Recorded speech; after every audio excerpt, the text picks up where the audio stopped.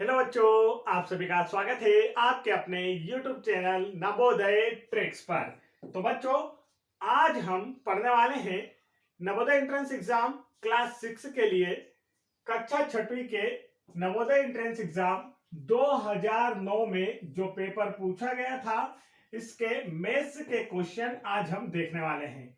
Maths मतलब इसमें गणित में जितने भी क्वेश्चन पूछे गए थे उन सभी का सॉल्यूशन आज हम देखेंगे, ताकि आने वाले एंट्रेंस एग्जाम्स के लिए हमारी प्रिपरेशन बेहतर हो सके और हम उसे क्रैक कर सके। आगे बढ़ते हैं नेक्स्ट क्वेश्चन की ओर। तो देखिए, यहाँ पर फर्स्ट क्वेश्चन आप लोगों की स्क्रीन पर है। फर्स्ट क्वेश्चन यहाँ पर आप लोगों को एक समीकरण दिया गया है सरलीकरण करने के लिए, और पूछा गया है कि इसका हल क्या होगा। तो देखिए, यहाँ पर मैंने इसे लिख दिया है ताकि आप लोगों को बिल्कुल साफ नजर आता रहे। अब यहाँ आप ध्यान से देखेंगे, इसे हमें सॉल्व करना है। तो देखिए, यहाँ पर मल्टीप्लाई का साइन भी है और डिवाइड का साइन भी है। अब आप लोगों को पता होगा कि पहले डिवाइड सॉल्व किया जाता है, फिर मल्टीप्लाई सॉल्व किया जाता है। जैसे कि यदि हम बात कर लें कि हम जिसे बोर्ड मास यूज करते हैं, तो बोर्ड मास में ब्रैकेट और ऑफिस में है नहीं, तो बचे हुए शब्दों में डी मास शब्द यूज होता है। तो डिवाइड पहले यूज होता है, फिर मल्टीप्लाई, फिर प्लस और लास्ट में माइनस। तो सबसे पहले किसे सॉल्व करना है? डिवाइड। तो जिन नंबरों के बीच डिवाइड का चिन्ह होगा उन्हें पहले सॉल्व करेंगे। तो 7/3 ऐसे लिखा रहेगा, और यह वाले नंबर्स के बीच में देखिए डिवाइड का चिन्ह है, तो इन्हें पहले करेंगे। 2/3 आगे का नंबर वैसा ही लिखा रहता है। डिवाइड का जो चिन्ह होता है, जब दो फ्रैक्शन आते हैं तब इस कंडीशन में क्या होता है ना, दो फ्रैक्शनों के बीच में जब डिवाइड का चिन्ह होता है तो डिवाइड का चिन्ह मल्टीप्लाई में चेंज हो जाता है, और पीछे वाले नंबर को पलट कर लिख दिया जाता है और यह सॉल्व हो जाता है। आप देखिए, नीचे हमें चेक करना है। तो देखिए, पहले तो इस नंबर को नॉर्मल करके लिखना होगा। 2 प्लस 3 बन जाए 3, और 2 मिलाएंगे तो 5/3। आगे देखते हैं बच्चों। तो देखिए, यह नंबर्स किसी भी प्रकार से आपस में कट नहीं रहे हैं। आप देख सकते हैं आपस में कट नहीं रहे हैं। अब ऊपर ऊपर वाले नंबर्स का आपस में मल्टीप्लाई हो जाएगा। 7 2 जा 14, 14 5 जा 70।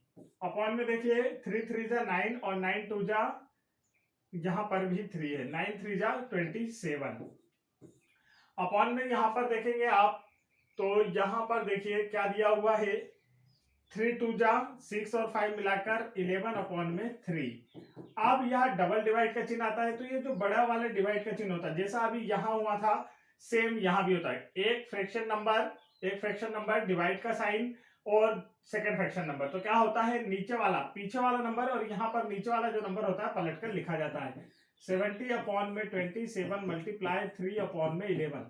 3 1 जा 3, 3 9 जा 27। अब आगे देखेंगे आप, इसे सॉल्व करना है तो क्या करेंगे बच्चों हम लोग। तो यहाँ आप लोग देखेंगे, तो अब ऊपर नंबर क्या बचा है, 71 जा 70, और अपॉन में क्या बचा है, 9 का टेबल 11 टाइम ले या 11 का टेबल 9 टाइम ले, तो 11 9 जा 99।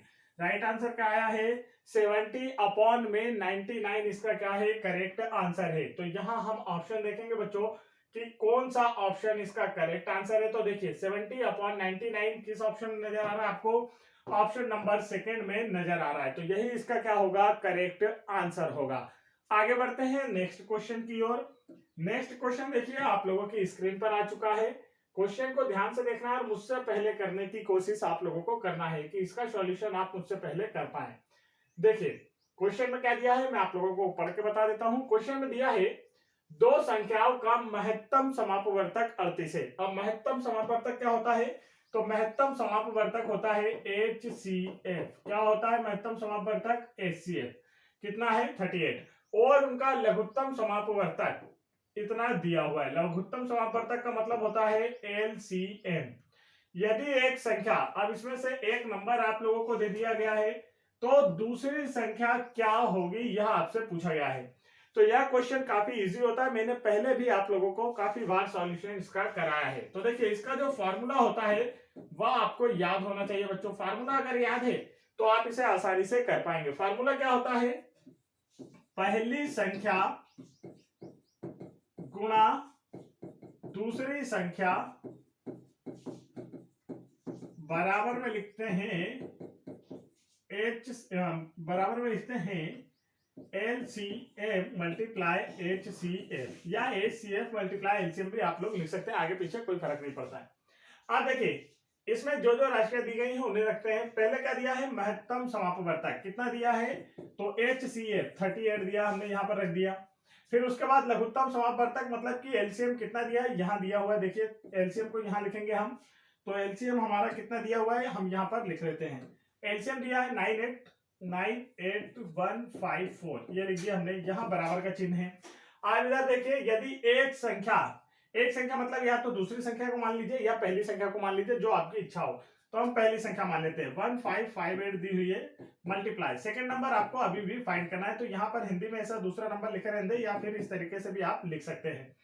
अब सेकंड नंबर हमें फाइंड करना है बच्चों, तो देखिए क्या करना होगा, इस नंबर को अदर साइड वाले नंबर्स के पास हमें भेजना होगा। नंबर्स एक साथ होंगे तभी कोई इसका सॉल्यूशन हो पाएगा। तो यहाँ पर जो नंबर मल्टीप्लाई में होता है वह दूसरी ओर जाकर किस में जाता है, अपॉन में जाता है। कहाँ जाता है, अपॉन में जाता है। तो इसके अपॉन में आ गया 1558। अब इसका सॉल्यूशन हमें करना है। जैसे ही आप इसे सॉल्व कर लेंगे आप लोगों का आंसर बिल्कुल क्लियर हो जाएगा। सॉल्व करते हैं, तो देखिए 2 से स्टार्ट करते हैं। 2 से इसे काटेंगे तो 2 बन जा 2, 1 बचा तो इधर आया 18 हो गया, 2 9 जा 18, 2 7 जा 14, 1 इधर आया। फिर देखिए 2 7 जा 14, 15 में 14 गया, 1 बचा, 2 9 जा 18। अब यह क्या 19 से कटता है, 19 से भी चेक कर लेते हैं। 19 1 जा 19, 19 4 जा 76 और 1 बचा इधर, 77 में से 76 गया तो 1 बचा, तो ये हो गया 19, 19 1 जा 19। अब 41 जो है बच्चों यह एक प्राइम नंबर है, अभाज्य संख्या है, तो इससे हमें इसमें भाग देना होगा। चलिए भाग देकर भी मैं आप लोगों को दिखा देता हूं। यहां पर हम देखेंगे कि हमें किसे डिवाइड करना है, 98154 को हमें डिवाइड करना है। किससे डिवाइड करना है, 41 से डिवाइड करना है बच्चों। अब 41 से इसे डिवाइड करना है, तो चलिए स्टार्ट करते हैं 41 से डिवाइड करना। 41 टूजा लेते हैं पहले तो हम, ठीक है। 41 टूजा ले लेंगे कि कितना होता है, यहाँ पर हम इधर वाले भाग के लिए ये देखिए 41 टू जा होता है 82, माइनस करेंगे इसमें से 8 में से 2 गया तो 6, 9 में से 8 गया तो 1। अब ये वाला 1 नीचे आ जाएगा, तो आप इसे आप 4 मान लीजिए और इसे 16 मान लीजिए। 4 का टेबल 4 टाइम लेंगे तो 16 आएगा, लेकिन 1 का टेबल आप 4 टाइम लेंगे तो 4 आएगा, लेकिन यहाँ तो एक्स्ट्रा सिर्फ 1 ही बचा है। मतलब कितने टाइम टेबल लेना आपको, 3 टाइम। तो 3 1 जा, यहाँ पर देखेंगे 3 1 जा कितना होता है, 3 होता है, यहाँ लिख देंगे हम 3 1 जा 3 और यहाँ 3 4 जा 12। माइनस करेंगे 1 में से 3 तो जाएगा नहीं, यहाँ पर 5 इधर देंगे हम तो कितना हो जाएगा, 11 में से 3 गया 8, 5 में से 2 गया तो 3, फिर यहाँ पर क्या जाएगा 5 आ जाएगा। अब 4 का टेबल लेंगे 9 टाइम तो 36 आता है, 10 टाइम में 40 होता है, ज्यादा होता है, यहाँ 38 है, मतलब भाग चला जाएगा। 9 1 जा 9 और 9 4 जा 36। माइनस करेंगे तो देखिए 5 में से 9 नहीं जाता है, यहाँ पर हम उधार लेंगे तो 7 बचा, 1 इधर आएगा तो 15, 15 में से 9 गया 6, 7 में से 6 गया 1 और लास्ट डिजिट यहाँ पर 4। अब देखिए यहाँ पर 4 टाइम क्या आप दे सकते हैं, 4 4 जा 16 और 4 1 जा 4, मतलब आ गया। तो चलिए इसे भी देख लेते हैं, जल्दी से सॉल्व कर लेते हैं। तो यहाँ देखिए 4 1 जा 4 और 4 4 जा 16, माइनस करेंगे तो यहाँ पर कुछ भी नहीं बचेगा। तो देखिए कितनी बार कटा है, यह हमारा आंसर आ चुका है। इसे डिवाइड करने पर हमारा सेकंड नंबर क्या है बच्चों, देखेंगे 2394 इसका क्या है, करेक्ट आंसर है। दिए गए ऑप्शंस में कौन सा इसका करेक्ट आंसर होगा आप लोगों को देखना है। तो ऑप्शन नंबर सेकंड इसका करेक्ट आंसर बिल्कुल साफ नजर आ रहा है, आप लोग आसानी से देख पा रहे होंगे। ऑप्शन नंबर सेकंड इसका क्या है, करेक्ट आंसर है बच्चों। तो सेकंड नंबर हमारा निकल चुका है। तो यह फार्मूला आप लोगों को याद होना चाहिए। इस फार्मूले से आप 4 चीजें निकाल सकते हैं। देखिए कैसे, या तो आपको पहली दूसरी संख्या दे दी जाए और एक एचसीएफ दे दिया जाए, फिर बोला जाए कि एलसीएम फाइंड कीजिए, या फिर आप लोगों को पहली दूसरी संख्या दे दे, एलसीएम दे दे, फिर बोले कि एचसीएफ फाइंड कीजिए, या फिर अभी जैसा मेन क्वेश्चन अभी हमने करे हैं, एलसीएम एचसीएफ दे दिया और इनमें से कोई एक नंबर दे दिया और बोला कि आपको अदर नंबर ज्ञात करना है। तो इस 3 तरीके के क्वेश्चन को आप आसानी से इस एक फॉर्मूले से कर पाएंगे। फॉर्मूला आपको अच्छे से याद होना चाहिए। नेक्स्ट क्वेश्चन देखते हैं। नेक्स्ट क्वेश्चन ये रहा आप लोगों की स्क्रीन पर। क्वेश्चन को ध्यान से देखेंगे और अच्छे से सॉल्व करने की कोशिश करेंगे बच्चों। तो देखिए क्वेश्चन यहाँ पर आप लोगों को दिया है, एक स्कूल में विद्यार्थियों से 2304 रुपए 2304 रुपीज फीस के लिए गए हैं। यदि प्रत्येक विद्यार्थी ने उतने पैसे दिए जितने की विद्यार्थियों की संख्या है, तो विद्यार्थियों की संख्या कितनी थी आप लोगों को यह बताना है। ठीक है बच्चों, विद्यार्थियों की संख्या कितनी थी आप लोगों को यह बताना है। तो देखिए मान लीजिए 100 विद्यार्थी है। कितने विद्यार्थी हैं, 100।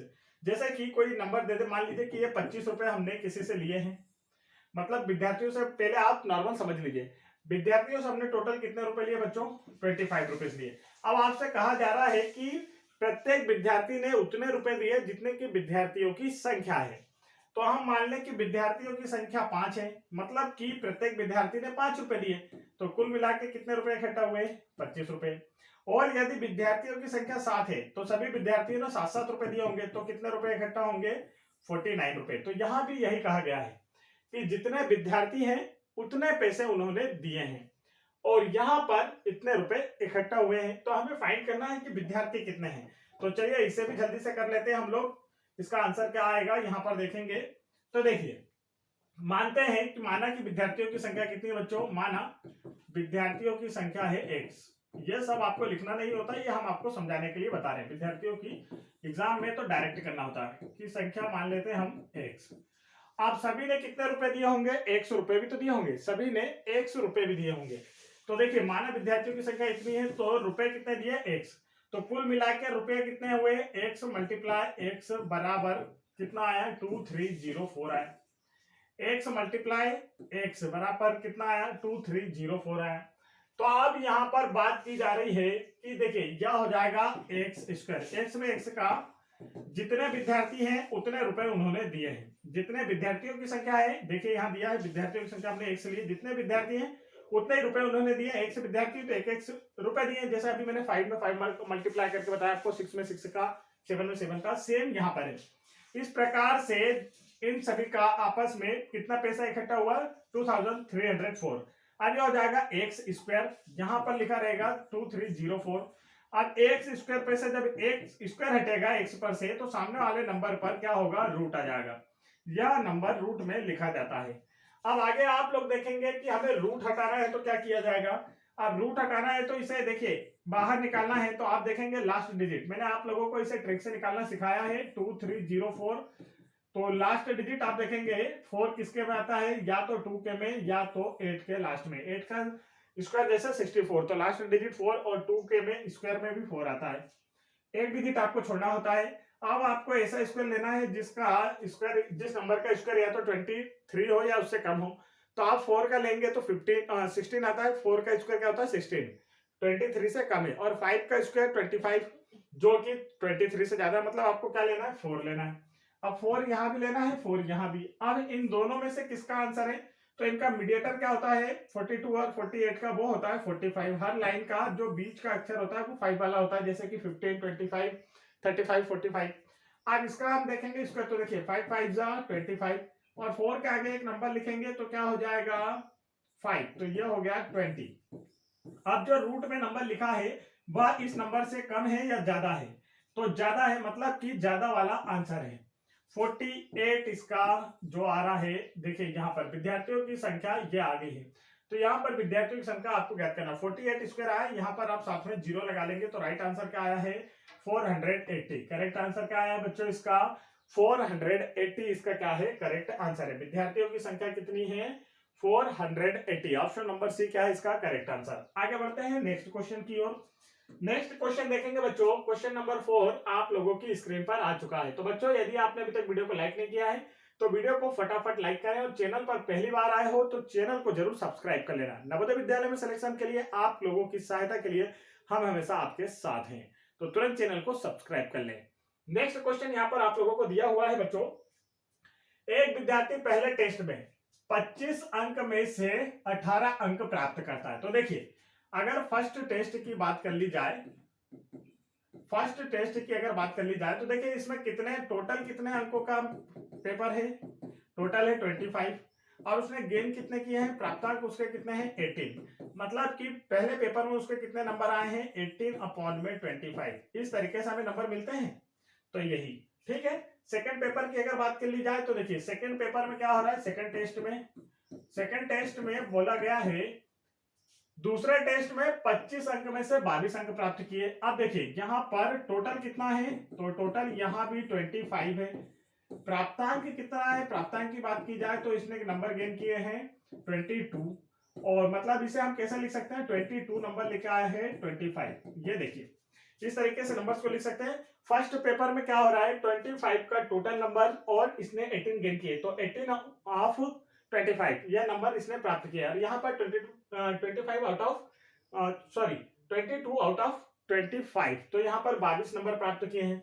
आप पूछा गया है दूसरे टेस्ट में पहले टेस्ट से ज्यादा अंक, कितने ज्यादा अंक प्राप्त किए, और यह परसेंट में पूछा गया। सभी ऑप्शन देखेंगे आप किसमें दिए हुए हैं, परसेंट में दिए हुए हैं, तो परसेंट में आपसे पूछा गया। तो यह इनके नंबर है। अब इनके परसेंट बनाना है तो क्या करना होता है, हमें परसेंट बनाने के लिए 100 से मल्टीप्लाई करना होता है। इस नंबर को भी हमेशा लिखेंगे और 100 से मल्टीप्लाई कर देंगे। 25 बन जाए 25 4 जा 100, 22 मल्टीप्लाई 4 कितना होता है 88%। और इधर देखेंगे हम काटेंगे तो 25 बन जाए 25, 4 टाइम में यह गया। अब देखिए यहां पर हम करेंगे तो क्या होगा, तो आप देखेंगे 18 मल्टीप्लाई 4, तो 18 4 जा 72%। अब आपसे पूछा गया है कि दूसरे टेस्ट में जो परसेंट आया वो पहले टेस्ट से कितना ज्यादा है। तो इन दोनों को क्या हम माइनस करके देख सकते हैं। देखिए सेकंड टेस्ट में से फर्स्ट टेस्ट को माइनस कर देते हैं, कितने ज्यादा है पता चल जाएगा। 88 माइनस 72, माइनस कीजिए तो 8 में से 2 गया तो बच्चों 6, 8 में 7 गया तो 1, 16% का अंतर है। सेकेंड टेस्ट में 16% ज्यादा लाया है फर्स्ट टेस्ट की अपेक्षा। तो चलिए देखते हैं इसका राइट आंसर कौन सा है। यहाँ आप लोग देख पा रहे होंगे पूरा क्वेश्चन अब आप लोगों को नजर आने लगा होगा। राइट आंसर यहाँ पर है बच्चों ऑप्शन नंबर थर्ड 16%। आगे बढ़ते हैं नेक्स्ट क्वेश्चन की ओर। नेक्स्ट क्वेश्चन देखिए आप लोगों की स्क्रीन पर आ चुका है, क्वेश्चन नंबर 65। क्वेश्चन नंबर 65 आप लोगों की स्क्रीन पर यहां नजर आ रहा है। तो इस क्वेश्चन को आप लोगों को जल्दी से करके बताना है। क्वेश्चन दिया है 30 रुपए प्रति दर्जन की दर से पेंसिल बेचने पर, किस हिसाब से 30 रुपए प्रति दर्जन पेंसिल बेचने से दुकानदार को 10 रुपए का लाभ होता है, तो उसका लाभ प्रतिशत कितना है। तो देखिए विक्रय मूल्य कितना है, यहां पर आप देखेंगे विक्रय मूल्य, तो विक्रय मूल्य है बच्चों 30 रुपए, और इसमें इसका लाभ कितना छुपा है, तो लाभ देखिए छुपा हुआ है 10 रुपए। तो इसका क्रय मूल्य कितना रहा होगा आप लोगों को बताना है। आप मैं इसे सिंपल भाषा में समझाता हूं, आप लोग समझेंगे। देखिए मान लीजिए कि ये पेन आप 10 रुपए में बेच रहे हैं, कितने में बेच रहे हैं 10 रुपए में, और इस पे आपको 2 रुपए का प्रॉफिट हो रहा है बच्चों। कितने रुपए का प्रॉफिट हो रहा है 2 रुपए का। मतलब ये पेन आपने कितने में परचेस किया था 10 माइनस 2, 8 रुपीज में परचेस किया था। 8 रुपए में आपको ये पेन पड़ा था, आपने 2 रुपए का प्रॉफिट लिया और 10 रुपए में बेच दिया। सेम यहां पर भी है, 30 रुपीज में बेच रहा है और उसको 10 रुपए का प्रॉफिट हो रहा है, तो उसका क्रय मूल्य कितना है, तो 30 माइनस 10 कितना हो जाएगा 20 रुपीज। उसने कितने में खरीदा 20 रुपए में खरीदा और 10 रुपए का प्रॉफिट लेकर उसे 30 रुपीज में बेच रहा है। तो अब आपसे पूछा गया है कि इसका लाभ प्रतिशत क्या है। तो लाभ प्रतिशत का सूत्र क्या होता है बच्चों, फार्मूला आपको याद होना चाहिए, लाभ बटे क्रय मूल्य गुणा 100, ये होता है इसका फार्मूला। तो आप लाभ देखेंगे आप कितना है, यहाँ हमें पहले से दे रखा है कि इसे लाभ होता है 10 रुपीज का, 10 रुपीज ऊपर रखेंगे, नीचे क्रय मूल्य रखा जाता है। क्रय मूल्य हम निकाल चुके हैं, कितना आया है 20 और मल्टीप्लाई 100। 10 से 10 कैंसिल हो गया, 2 से काटेंगे 2 1 जा 2, 2 5 जा 10, तो यहाँ क्या बचा 5 मल्टीप्लाई 10, तो कितना हो जाएगा 50%। प्रॉफिट का जो परसेंट है उसका वह कितना है 50% है। तो right answer is option number third. Option number third क्या बच्चों इसका करेक्ट आंसर है। आगे देखेंगे नेक्स्ट क्वेश्चन आप लोगों की स्क्रीन पर आ चुका है, क्वेश्चन नंबर 6। ध्यान से देखेंगे और सभी इसका आंसर मुझसे पहले करने की कोशिश करेंगे, तो जल्दी से इसका आंसर कमेंट कीजिए। क्या राइट आंसर आएगा इसका, आप लोगों को मुझे कमेंट करके बताना है। चलिए तो क्वेश्चन में आप लोगों को पढ़ के दिखा देता हूं। क्वेश्चन यहां आपको दिया बच्चों 18% छूट, मतलब कि डिस्काउंट के बाद एक वॉशिंग मशीन की कीमत 13,489 रुपीज है। कितनी छूट मिल गई है यहाँ पर 18%, जिसे हम डिस्काउंट भी कहते हैं। तो वॉशिंग मशीन की कीमत इतनी है। वॉशिंग मशीन का अंकित मूल्य ज्ञात कीजिए। अंकित मूल्य का मतलब होता है जो उस पर प्राइस टैग लगा होता है वह कितना है, आपसे यह पूछा गया है। तो चलिए स्टार्ट करते हैं। देखिए यह पहले तो कोई भी वस्तु का मूल्य अपने आप में क्या होता है 100%, ये तो आपको पता है। जैसे मान लीजिए इसका अंकित मूल्य अपने आप में कितना था 100%। परसेंट से समझा रहा हूं मैं, पहले आप लोग इसे समझ लेंगे। अंकित मूल्य अपने आप में क्या होगा 100% होगा। अब इसमें 18% की छूट मिल गई, 18% की छूट मिली मतलब माइनस करते हैं हम इसे, तो देखिए कितना बचेगा यहाँ पर 82%। 82% हमने इस पर चार्ज किया। कितना चार्ज किया हमने? 82% हमने इस पर चार्ज किया। इतने पैसे हमने इसके दिए और 8% में 82% रुपीज दिए हमने वॉशिंग मशीन के, और कीमत में कितने दिए? 13,489 रुपीज। तो यह अभी तो दिए हैं परसेंट में और यह रुपये में दिए हैं, तो दोनों दिए हैं हमने सामने वाले को, दुकानदार को। तो यह दोनों क्या हो गए? बराबर। परसेंट में इतने दिए हैं, रुपीज में उतने दिए हैं, तो दोनों क्या हो गए बच्चों? बराबर हो गए। अब दोनों को बराबर रखेंगे, आप देखेंगे यहाँ पर दोनों को हम बराबर रखते हैं, तो यहाँ पर 82% बराबर में रखेंगे 13,489। अब जब परसेंट का साइन हटना है तो क्या होता है? जिस नंबर के साथ परसेंट लगा होता है उसी के अपॉन में 100 आता है बच्चों। यह देखिए, समझ में आ गया? अब क्या किया जाता है इसके आगे? तो आप समझेंगे कि मान लीजिए कि उस वस्तु का अंकित मूल्य x था, तो ये x का 82% मान सकते हैं हम यहाँ पर। तो x की वैल्यू अगर आपको निकालना है, इस नंबर को ऊपर भेज देंगे और इसके अपॉन में 1 मानकर इसके नीचे क्रॉस मल्टीप्लाई करेंगे, तो 489 मल्टीप्लाई 100 और अपॉन में कितना आ जाएगा बच्चों? 82। अब इसे हमें 2 से काटना है, तो देखिए 2 से काटते हैं, 2 5 जा 10, 2 0 जा 0। अब यहाँ पर देखेंगे 2 4 जा 8, 2 1 जा 2। फिर हमें 41 का टेबल लेना होगा। अब देखिए अभी हमने 41 का टेबल लिया था एक क्वेश्चन में, और फिर यहाँ पर 41 का टेबल आ चुका है। तो 41 का टेबल किसमें हमें डिवाइड करना है? 13489, मतलब कि 13,489 में हमें 41 से डिवाइड करना है। 41 का टेबल लेंगे बच्चों, तो 41 को आप 4 मानिए। कितना मानिए? 4। और 134 को 13 मानिए। तो 4 का टेबल लीजिए, कितने टाइम में आता है? 13। 3 टाइम में होता है 12 और 4 टाइम में होता है 16। ये तो ज्यादा हो जाता है, तो मतलब 3 टाइम हम टेबल लेंगे। यहाँ पर 3 टाइम टेबल लेना है, तो देखिए 3 टाइम टेबल लेंगे आप। 3 टाइम में कितना होगा? 3 1 जा 3 और 3 4 जा 12। यह आया, माइनस करेंगे, 4 में 3 गया 1, 3 में 2 गया 1, ये 8 यहाँ पर आ जाएगा। फिर 4 का टेबल आप 3 टाइम लेंगे तो 12 होता है, जो कि इससे ज्यादा है, यहाँ तो 11 है, तो 2 टाइम लेंगे, 82 आया। 8 में से 2 गया 6, 11 में से 8 गया 3। ठीक है, यहाँ माइनस करें। अब यहाँ नीचे क्या आ गया? 9 आ गया बच्चों। अब 9 टाइम लेंगे तो हमारा आ जाएगा 36। देखिए 9 बन जा 9, 9 4 जा 36। माइनस करते हैं तो देखिए यहाँ कुछ भी नहीं बचा, तो आंसर क्या आया? 329। तो यहाँ देखेंगे आप क्या आया है इसका मल्टीप्लाई करने पर, डिवाइड करने पर 329। तो x की वैल्यू हमें निकालना है, तो देखिए 329 मल्टीप्लाई 50 मल्टीप्लाई करेंगे और इसका क्या जाएगा बच्चों? राइट आंसर आएगा। तो चलिए मल्टीप्लाई भी मैं आप लोगों को करके दिखा देता हूं कि इसका आंसर क्या आने वाला है। x बराबर से देखेंगे बच्चों, 5 9 जा 45, कैरी आया 4, 5 2 जा 10, 10 और 4 14 का 4, कैरी आया 1, 5 3 जा 15 और 1 16 और ये 0। तो राइट आंसर क्या आया? आप देख पा रहे होंगे 16,450 रुपीज उसका क्या था?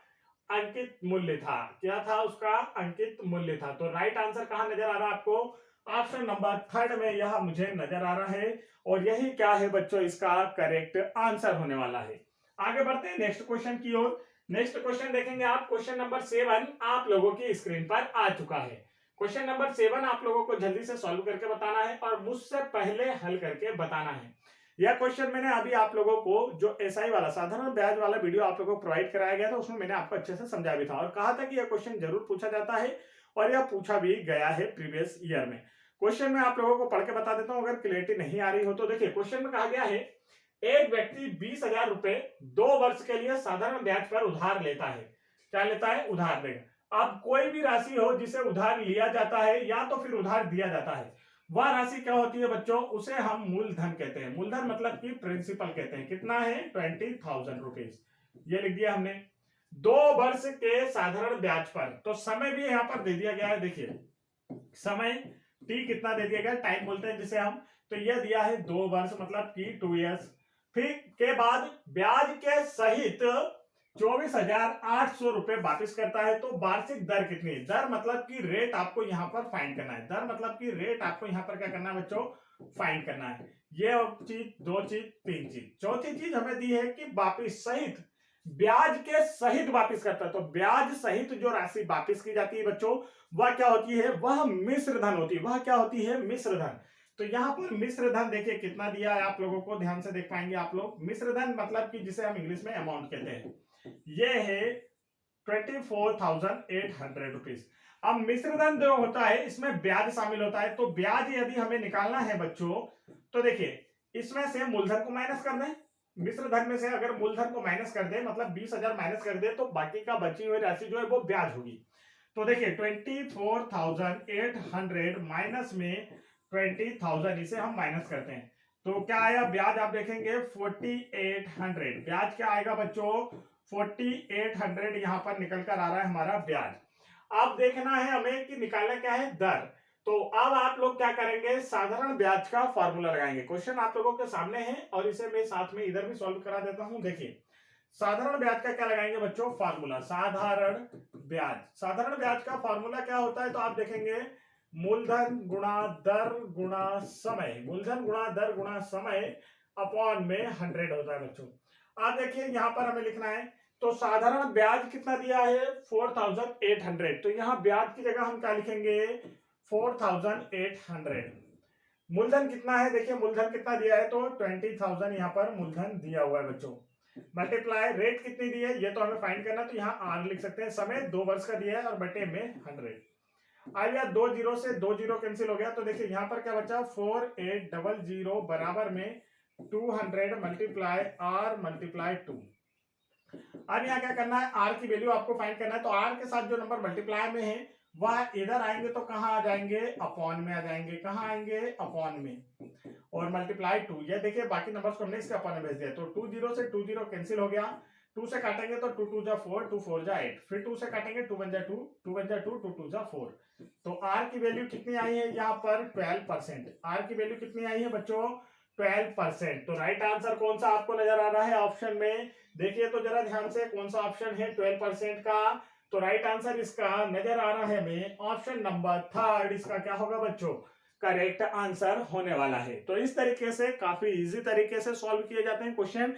तो वीडियो को लास्ट तक जरूर देखें, वीडियो को अपने दोस्तों में शेयर करें ताकि उन लोगों की भी अच्छी प्रिपरेशन हो सके और आप लोगों के साथ उनका भी नवोदय में सिलेक्शन हो सके। नेक्स्ट क्वेश्चन आप लोगों की स्क्रीन पर आ चुका है बच्चों, तो ध्यान से देखेंगे कि हमें क्या करना है। क्वेश्चन में दिया हुआ है एक पानी की टंकी 2/3 भरी हुई है। क्या दिया है, एक पानी की टंकी 2/3 भरी हुई है। यदि टंकी पूरी भरने के लिए 50 लीटर और पानी की आवश्यकता है तो टंकी की क्षमता क्या होगी। यह क्वेश्चन पहले में टंकी और नल वाले जो क्वेश्चन थे उनमें आपको अच्छे से समझा चुका हूं, फिर भी यहाँ पर आप लोगों को मैं चित्र से समझा देता हूँ, सॉल्व करने की जरूरत नहीं है। इतने इजी क्वेश्चन कभी भी सॉल्व करने की जरूरत नहीं होती है। देखिए यहाँ पर क्या दिया है, टंकी कितनी भरी है, टंकी का भरा हुआ भाग कितना है, भरा भाग। तो टंकी का भरा हुआ भाग यहाँ पर आपको दिया है 2/3। कितना दिया है बच्चों, 2/3। और नीचे वाला जो होता है ये टोटल होता है। नीचे वाला क्या होता है, टोटल। मतलब कि इस टंकी के आपको कितने भाग बनाने हैं, 3 भाग। 1 1 2 3 भाग बन गए बच्चों, आपको कोई परेशानी नहीं, 3 भाग। इसके टंकी के कुल कितने भाग बनाने थे, 3 भाग। नीचे जितना दिया होता है उतने भाग में बांट लेते हैं। अब भरा हुआ भाग कितना है देखेंगे तो 2 भाग भरे हुए हैं, मतलब कि ये 2 भाग तो क्या है बच्चों, भरे हुए हैं ऑलरेडी पहले से पानी से। अब बोले गए यदि टंकी पूरी भरने के लिए 50 लीटर पानी और आवश्यक है, मतलब इस भाग में कितना लीटर पानी भराएगा, 50 लीटर अगर पानी भर दें तो टंकी पूरी भरा जाएगी।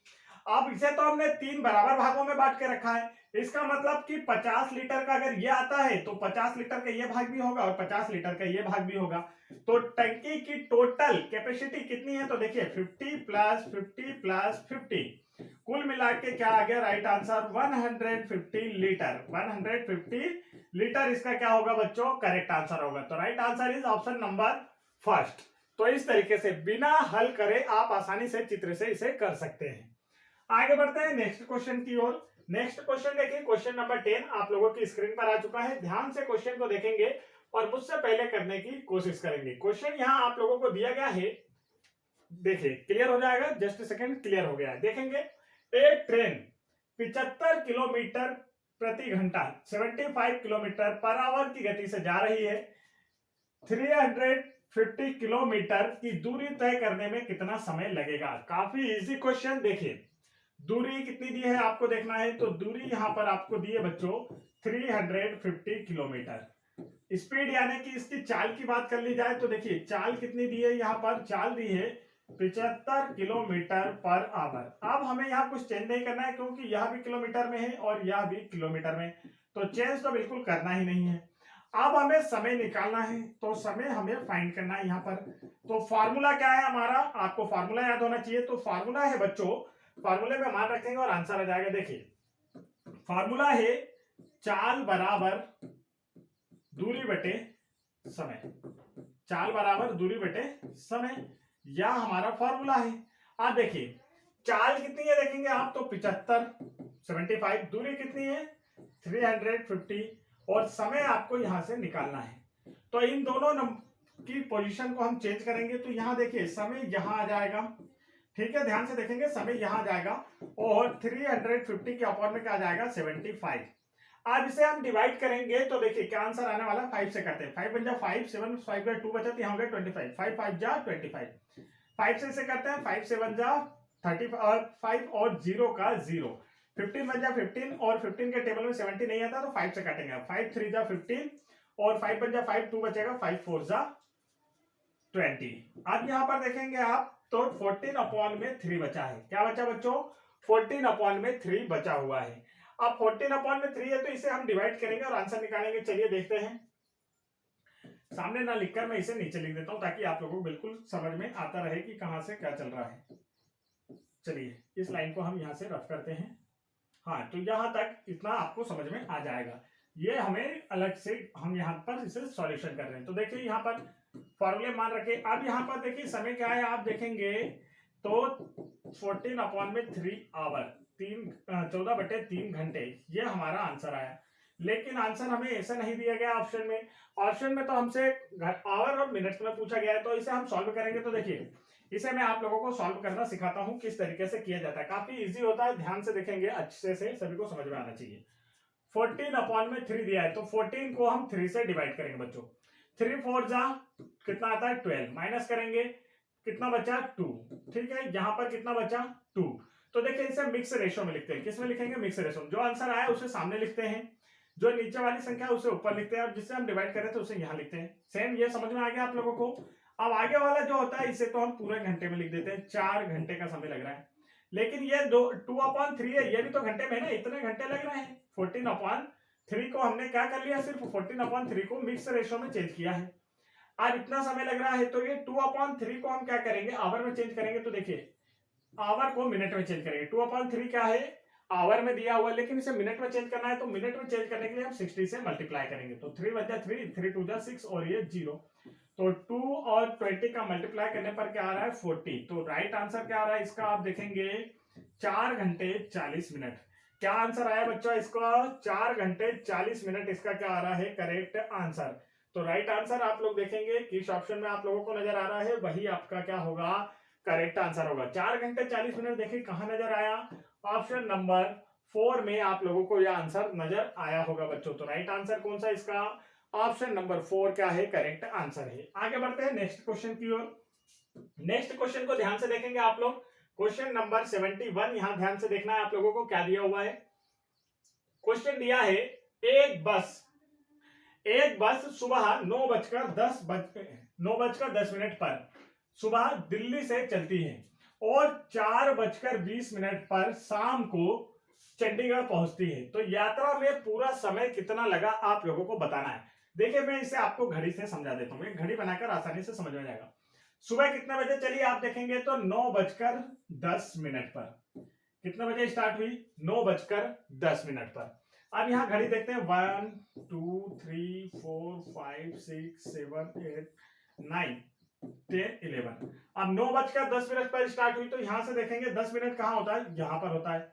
अब 10 मिनट पर स्टार्ट हुई तो इसे आगे चलाकर हम इसे आवर में चेंज कर लेंगे। जब इसे 50 मिनट आगे चला दिया जाएगा तो यह पूरी कितनी बच जाएगी आप लोग देखेंगे। जब इसे 50 मिनट आगे चला दिया जाएगा तो आपकी 10 बच जाएगी। अभी 9:10 हो रहे हैं, 50 मिनट और जोड़ दें तो कितना हो जाएगा 60 मिनट, और 60 मिनट में 1 घंटा होता है। मतलब घड़ी में कितने बच जाएंगे, 10 बच जाएंगे। तो हमने पहले कितनी देर चल ली हमारी बस, देखिए पहले कितनी देर चली यह देखते जाना है। 50 मिनट पहले बस चली है तो 10 बज गई है। अब 10 से सिर्फ आवर में जाना आपको। देखिए कितना है यहाँ पर, कितना है 4 बजे तक। तो 10 से 4 बजे तक देखिए कितनी दूरी तय होगी, 1 घंटा 2 घंटा 3 घंटा 4 घंटा 5 घंटा और 6 घंटे। कितनी दूरी, कितना समय लगा 6 घंटे। देखिए 50 मिनट हमारी बस पहले चल चुकी थी, हमेशा आगे बढ़ाएंगे, पीछे नहीं घटाएंगे, क्योंकि घटाने में आपसे मिस्टेक हो सकती है, इसलिए आगे बढ़ाकर लिख लेंगे। यहाँ पर 50 मिनट आगे बढ़ा दिए तो 10 बज गई, 9 के बाद 10 बजती है।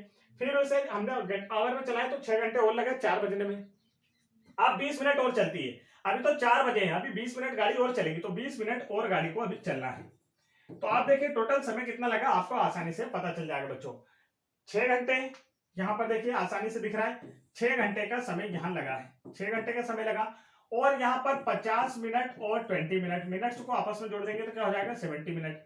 लेकिन 70 मिनट तो होता ही नहीं है, क्योंकि 60 मिनट में तो 1 आवर हो जाता है, तो 60 मिनट हम इसे दे देंगे, तो यहाँ पर क्या हो जाएगा 7 घंटे। 60 मिनट का 1 घंटा निकालकर इसे दे देंगे तो 7 घंटे, और 70 में से 60 गया तो 10 मिनट, 10 बचा, तो 7 घंटे 10 मिनट का समय लग रहा है। तो हम आ जाते हैं वापस हमारी इस पर, देखिए तो कहां दिख रहा है आपको 7 घंटे 10 मिनट, वही इसका क्या होगा करेक्ट आंसर होगा। उम्मीद है आप लोगों को क्लियर समझ में आ गया होगा। इस तरीके से इसे किया जाता है, हमेशा आगे बढ़ाकर आवर में चेंज कर लेंगे तो आपको आगे बढ़ने में आसानी होगी, नहीं तो प्रॉब्लम जाती है। चलिए आगे बढ़ते हैं नेक्स्ट क्वेश्चन की ओर। नेक्स्ट क्वेश्चन देखिए आप लोगों की स्क्रीन पर यह आ चुका है। क्वेश्चन को ध्यान से देखेंगे और मुझसे पहले करने की कोशिश करेंगे। क्वेश्चन को ध्यान से देखना आप सभी को। देखिए क्वेश्चन नंबर 72, यहां पर आप लोगों को दे रखा है दो संख्याओं का अनुपात 2:3 है। दो संख्याएं दी हैं जिनका रेशो कितना है 2:3 है। ये देखिए दो नंबर्स में आपको दे देता हूं, एक नंबर ये रहा और दूसरा नंबर ये रहा। रेशो है 2:3। बोला गया है प्रत्येक संख्या में, अब जब रेशो में नंबर होते हैं तो इनके साथ हमेशा 1 से लिखा जाता है, मैं हमेशा आपको बताता हूं, इसमें तो कोई डाउट नहीं है।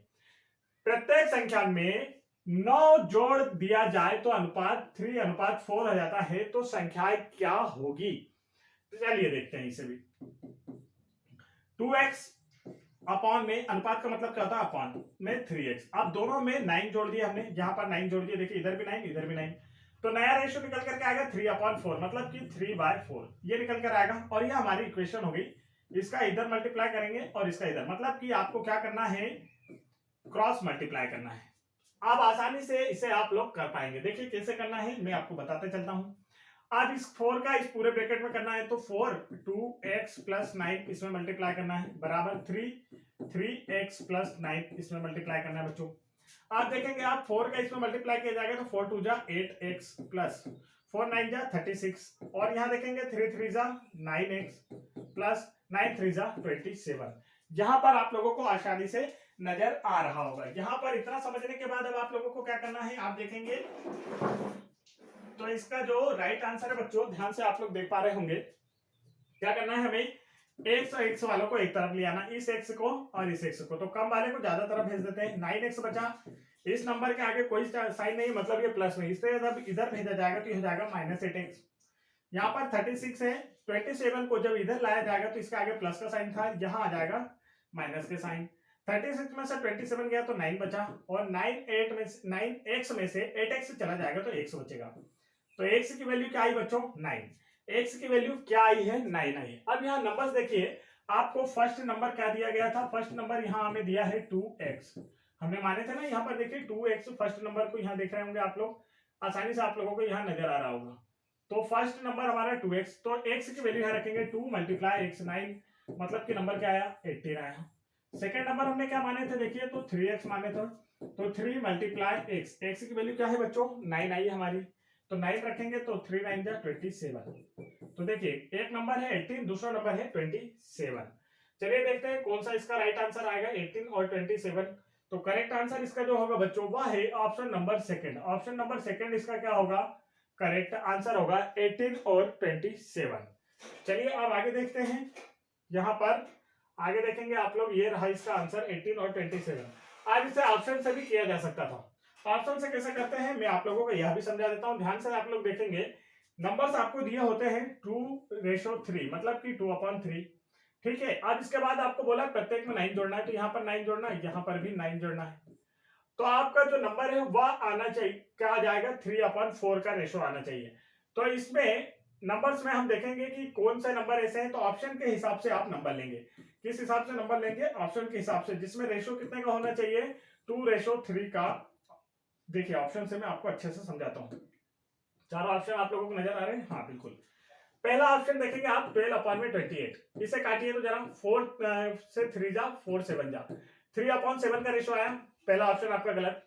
थर्ड वाला ऑप्शन देखिए 8/23, तो 4 2 जा 8 4 3 जा, ये आ गया। एक तो ये वाले में आया, और फिर 18/23 19 9 से काटे तो 9 2 जा 9 3 जा, इसमें आया।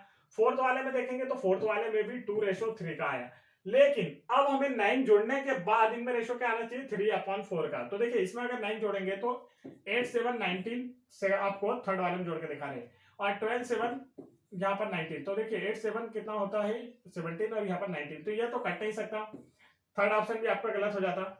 इसी प्रकार से आप करेंगे जब, तो सेकंड ऑप्शन में जब आप मान रखते हैं यहाँ पर 9 जोड़ते हैं, यहाँ भी 9 जोड़ते हैं बच्चों, तो यहाँ होता है 27, यहाँ होता है 36, 9 से काटने पर 3, 9 से काटने पर 4, तो 3:4 का नया रेशो बनता है। तो इस प्रकार से ऑप्शन से भी किया जाता है, आप जिसे चाहे कर सकते हैं। मेथड काफी इजी होती है, कोई ज्यादा नहीं कैलकुलेशन करना है। ऑप्शन में क्या करना होता है, आपको चारों ऑप्शन में मान रख के देखना होता है, क्योंकि चारों ऑप्शन में एक भी गलत नहीं होता है, बिल्कुल सेम रेशो दिए जाते हैं। फर्स्ट रेशो तो सभी में सेम दे दिया जाता है, इसलिए चारों ऑप्शन सॉल्व करके देखना होता है, टाइम ज्यादा लगता है, तो मेथड से करना आसान होता है।